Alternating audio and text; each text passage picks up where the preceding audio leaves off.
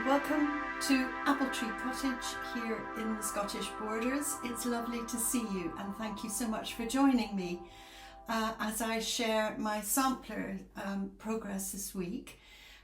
Today is Tuesday the 2nd of September 2025 and this is my Flosstube episode number 38. So not too much to show you this week. Again, I have some family staying with me for their holiday, and so that's actually pretty much a focus for me during the week. And however, I have managed to maintain some stitching to show you. So the first one I want to show you is from the Blackbird book Home for the Holidays, and it's the Christmas garden, and I have had many lovely comments from those of you who have already stitched it. One lady mentioned that she had used her own colours, which would be quite interesting to know what she actually had chosen. The called for fabric is 36 count 30 count sheep straw by R&R Reproductions, and the sampler size, if you're going to go for a 30 count, is stated as 15 inches by 18 and an 1/8 inch. I'm choosing to stitch on 36 count Winter Moon, and the original at 30 count is that sort of size and that sort of scale, but mine of course will be smaller. The threads are Calico Kitty Fool's Gold by Classic Colourworks, and Endive and Heirloom Gold by Gentle Arts. And I'm enjoying this as long as I do remember that it's 2 threads over 2. And now and then I forget and I have to just rethread my needle with 2 threads. And that makes for a lovely texture on the fabric, because the threads are much thicker, and so the actual depth of colour, the saturation is going to be stronger. And I have decided to go with the top right facing corner, and I've just done a little bit more. I'm working with the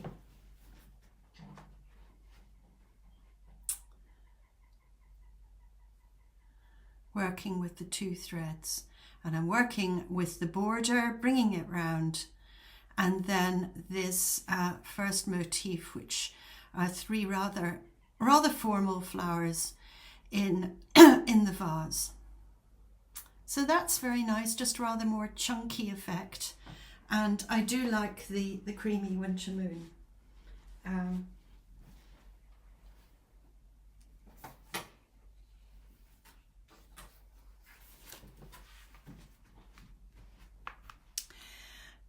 That's the one that I'm working on here.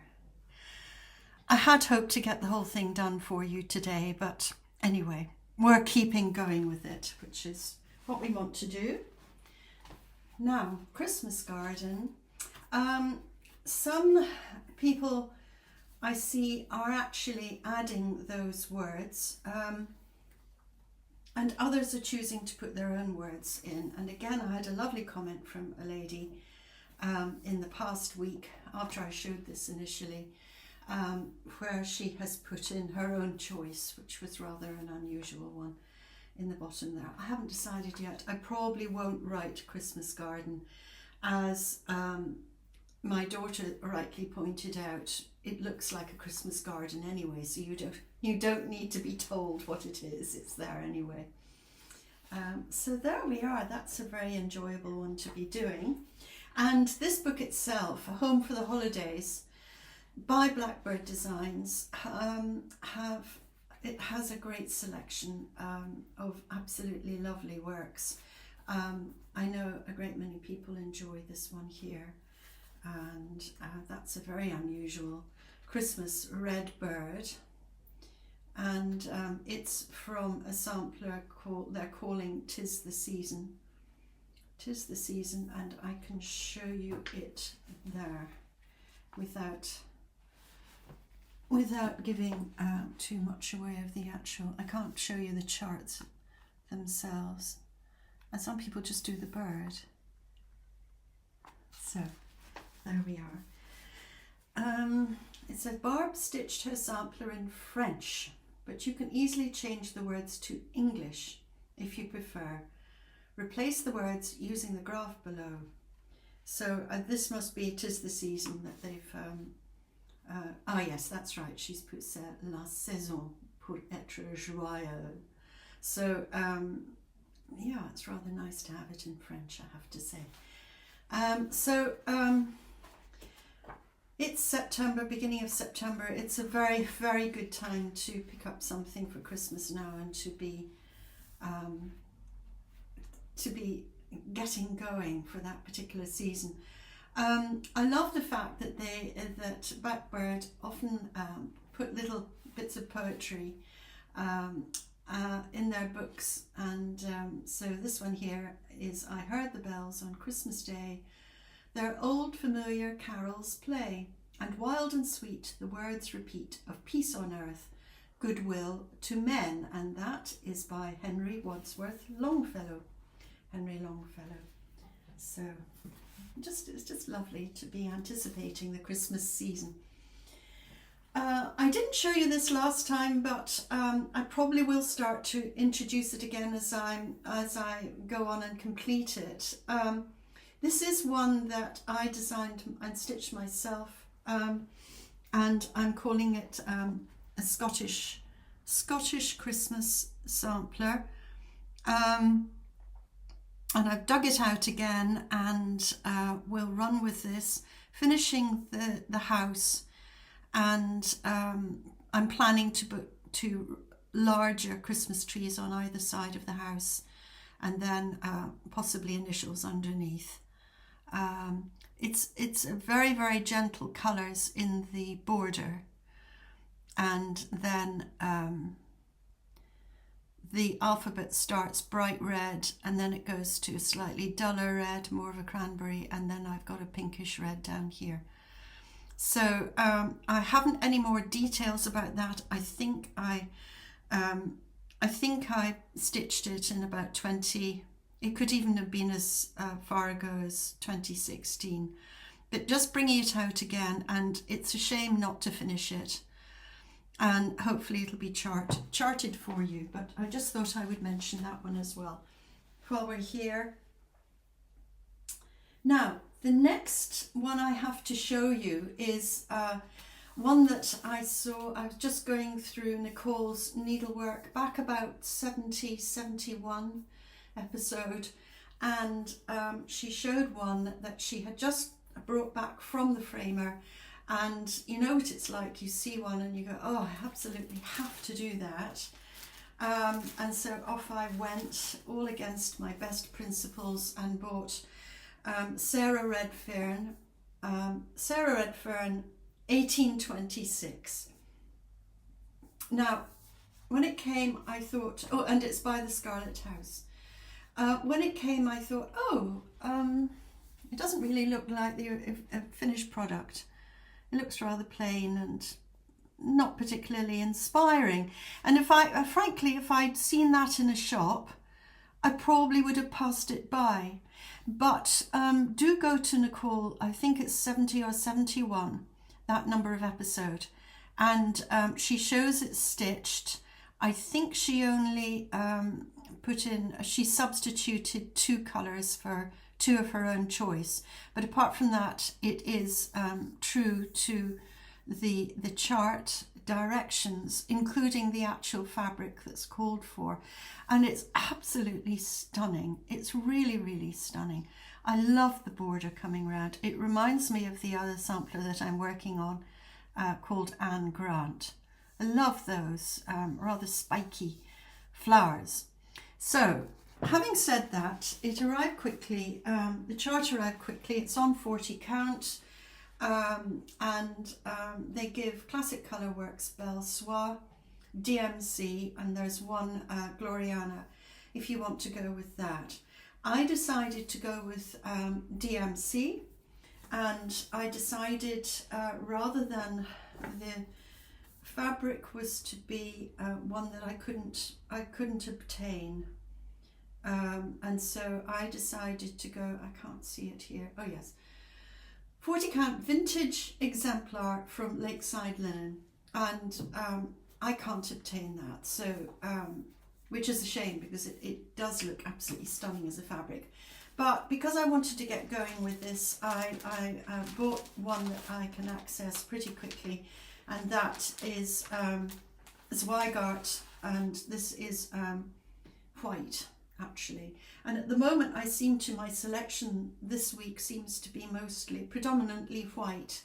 And that's fine. I obviously am going through a phase of working on white linen. And I've decided to pick up some of the colours that are recommended, but also to add some of my own. And you'll see I've already departed quite away from the recommended, in that I'm using quite a strong blue there for a border. And so this is me sort of experimenting.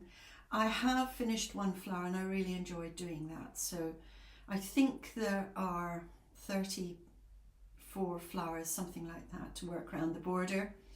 And I decided to go for blue because I have a carpet in my hallway, a runner in my hallway, that is quite old and does include a dark blue in it. And you know, that can be a very good backing colour for bringing other, you know, pinks and greens out to the foreground. So it's a bit of an experiment. I've chosen a very, very bright pink to be my focal colour, and that's in an old DMC. Let me see what I think at some point or other DMC changed the number of their colours, and this one is DMC, it looks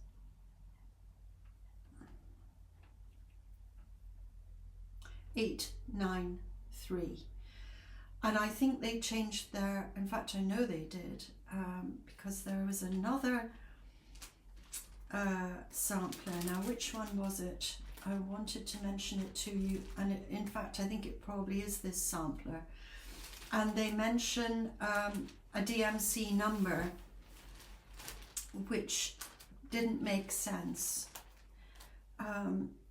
Which one was it? Was it this one? And I realized no, it wasn't this one. But I realised it didn't make sense. Yes, it was this one here in the box, so you have to wait and I'll show you at that point. But I'll tell you at the minute while I remember. They had put that it was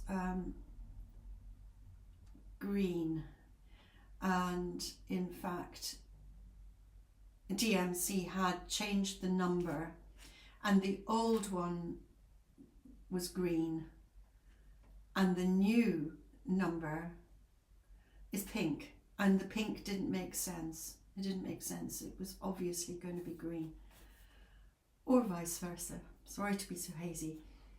But the point is, DMC at some point or other, because I know I've gone to, I go to old shops that have old collections of DMC with the old colours, and I have no idea when they changed the numbers, but they did, and you can see the old strands have one numbering system, and the new ones, it's the same number but a different colour.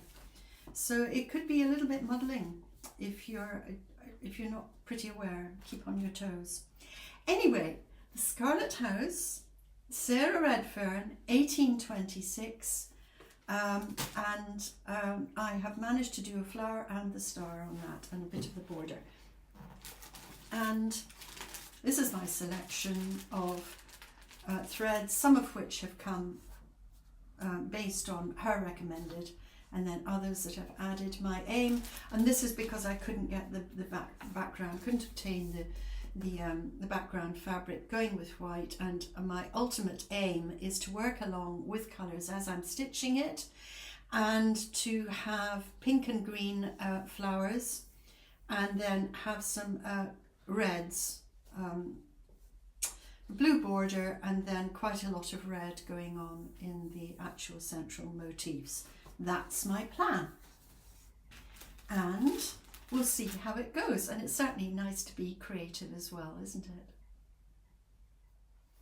So as I said, I've just done a little bit this past few days, but I wanted to meet with you again and just keep an update going, keep the excitement going. And so merrily we welcome the spring. As you've been following me through, you know that this started, I think, I can't remember, March or something, with very high hopes, alternating with Come Into My Garden. And for one reason or other, I've ended up literally focusing on this one, but it's got slower and slower and slower and slower. There's a lot in it. I would say that it's sort of got the idea from a spot sampler, in that there are a great many rather small motifs going on. It's Blackbird Designs, and we designed and stitched by Alma Allen, and it has a mix of threads, Classic Colour Works, Gentle Arts and Weeks dye works. And they've suggested 36 count oaken, and the ultimate size by Picture This Plus, and the ultimate size is 15 1/8 inches by 15 3/8 inches. And a great number of people, not a great number, I have no idea how many have done it, probably a great number, but certainly it has been finished by some who've said that they absolutely love doing it. The 36 count oaken is quite a reddish colour, and so I did substitute a couple of colours, particularly putty, and I've been working along the large letters in that absolutely stunning blue colour. And this past week I went on with this motif. I did hope to get it finished, to get the pot finished, but didn't quite manage that. But anyway, here we are. I'm keeping going, and I'm picking it up and running with it. And it's very much admired. So there you are. You can see there's quite a lot of mottling in my particular piece of fabric.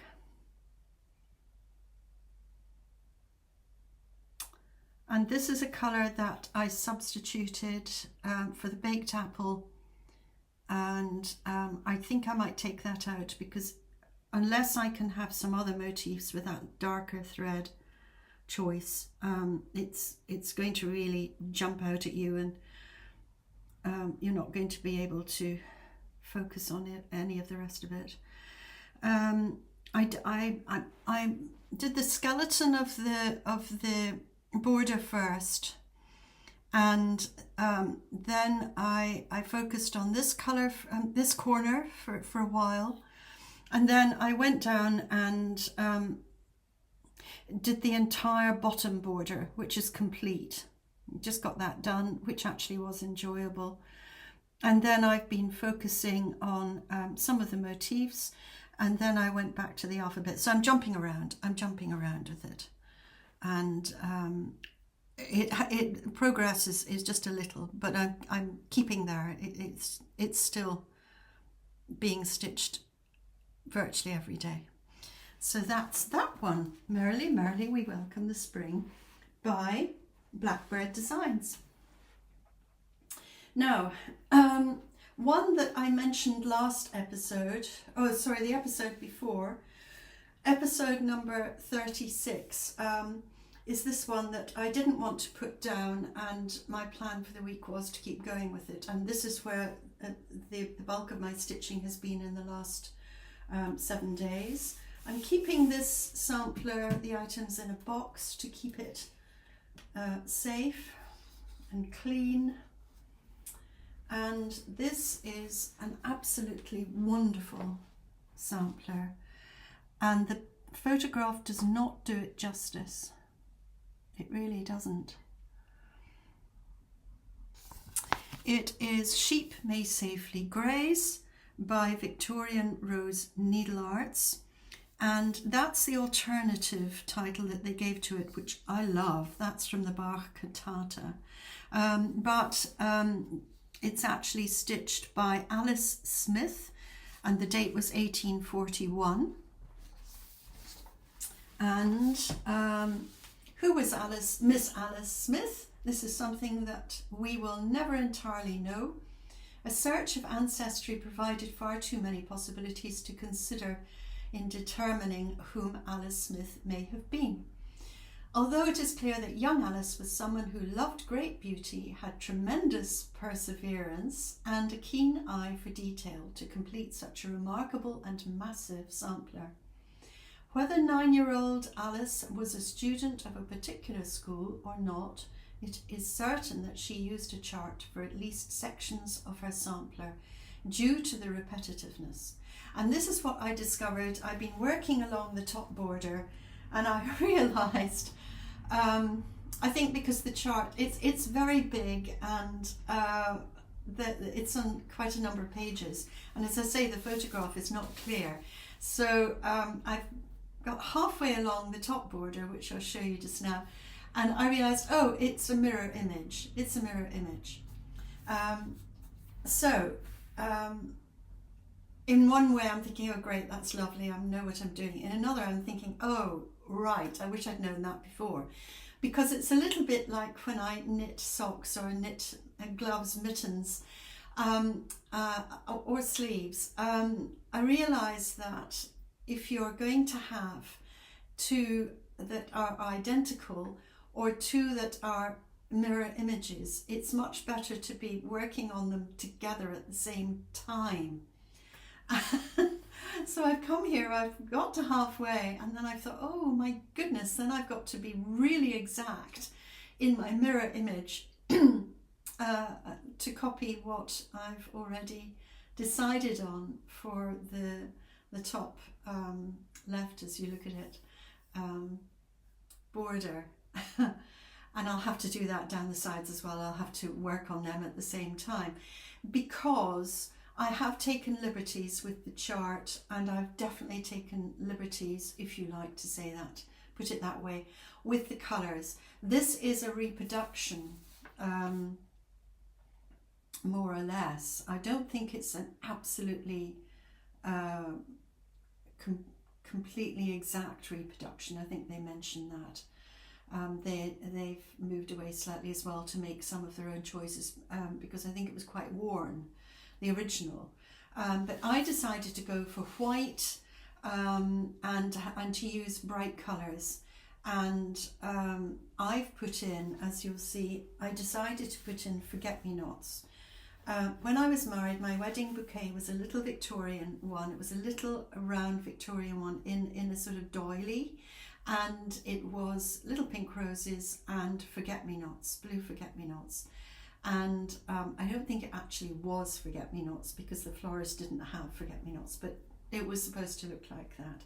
And I still love, many years later, I still love the combination of pink roses and forget-me-nots, the little yellow dot in the centre and the very, very pretty blue flowers going round.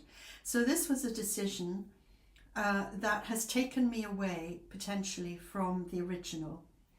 And I'm using, this is 40 count, I think it's antique white Zweigart, and I'm using a mixture of silk threads. My threads are a variety of silks, and but they're mostly Gloriana, and I may well be adding to them as I go down that sampler. And you can see here the little forget-me-nots that I have added in there. I think potentially the original would have had some yellow roses in it, but it's very difficult to tell. So that's my sheep. Sheep may safely graze. And a new acquisition for, I don't know, just an idle 10 minutes here and there. That's my sense of humour, by the way. I don't know when I'm going to be starting or doing this, but I just had to obtain and purchase another Blackbird Designs booklet because they're precious. They're still on the market, and I suppose I'm building my library. So it's the Bells on Christmas Day, and it's 5 stitch designs by Blackbird. I particularly like the little thimble bag here, and this may well be stitched for a Christmas present.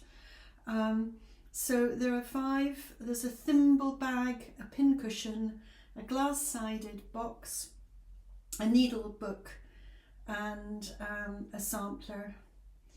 I think there are maybe 2 samplers. Let's see. It's just absolutely, it's jam-packed. You know, you're spoilt for choice, really. The Bells on Christmas Day, this is the actual sampler. It's gorgeous. Again, they call for 36 count oaken. And that's stitched, designed and stitched by Alma Allen. And then Anne Morris, 1836, seems to be one that is an antique one. 1836 there. Anyway, that's as I say, for starting with literally the odd 10 minutes here and there. Now, the other thing I would like just to share with you just before we go is the knitting that I have been doing this week, my little narrative. And so what will I go with first? Yes, what I've actually been knitting. This is one of my favourite baskets. Those who know me will know that I am an avid basket collector as much as I possibly can, room permitting. And I've just been given a gift of a brand new or new to me basket, which I will no doubt be showing you in future episodes. Beautiful basket. I'm spoilt.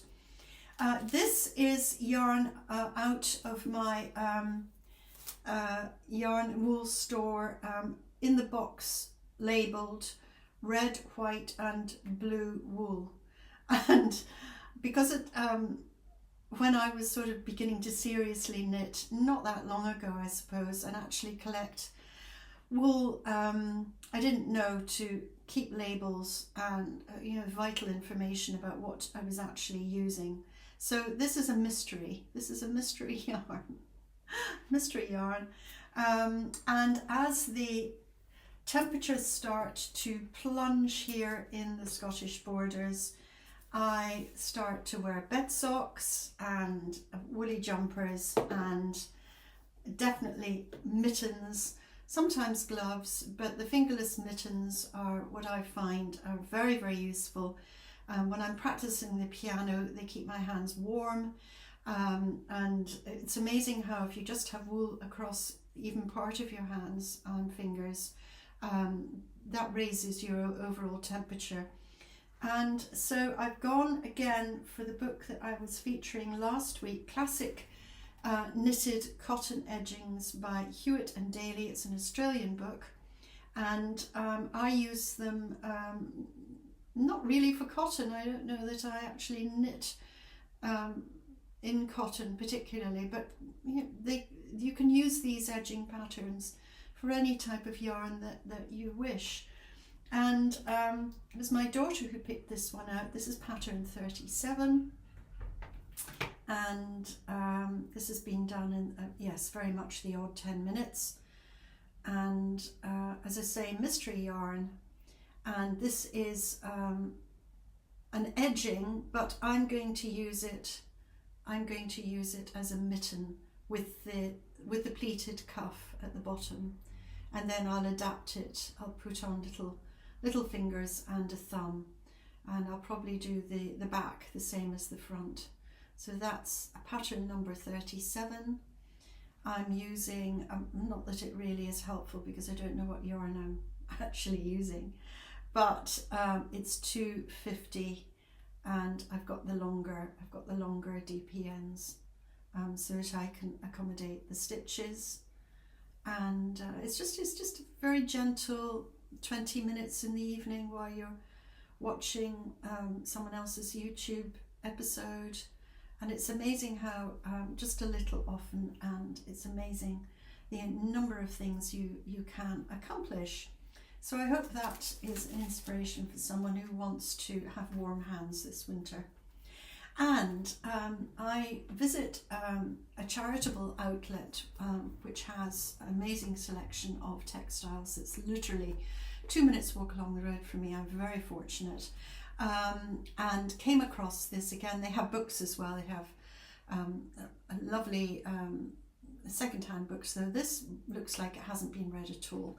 And I leapt on this because I had it at one point and had, I don't know, I had given it away, or it's just not there anymore in my lovely library, and so had to get it. I don't think it had even been opened, you know, the pages still went sort of slightly stuck together. It's called Knitting Around by Elizabeth Zimmermann. If you have not come across Elizabeth, you must go and look at her if you're a knitter, or if you are interested in knitting or want to start knitting. Zimmermann, that's with 3 M's and 2 N's. She was married to a Bavarian. Zimmermann, and it's one of, I think she produced 4 books. I have the other ones, but as I say, I didn't have this one anymore, and I really had to have it again. It's charming, and it alternates one chapter of her knitting directions and projects with her autobiographical,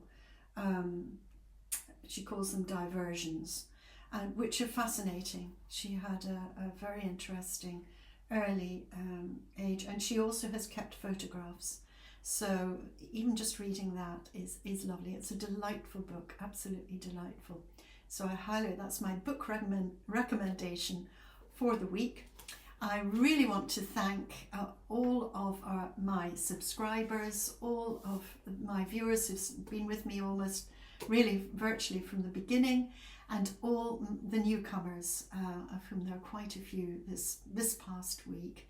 I hope that you continue to watch me. I hope that you are inspired by what you see. I hope you just enjoy it, each episode as I go week by week, filling you in on my update of handwork.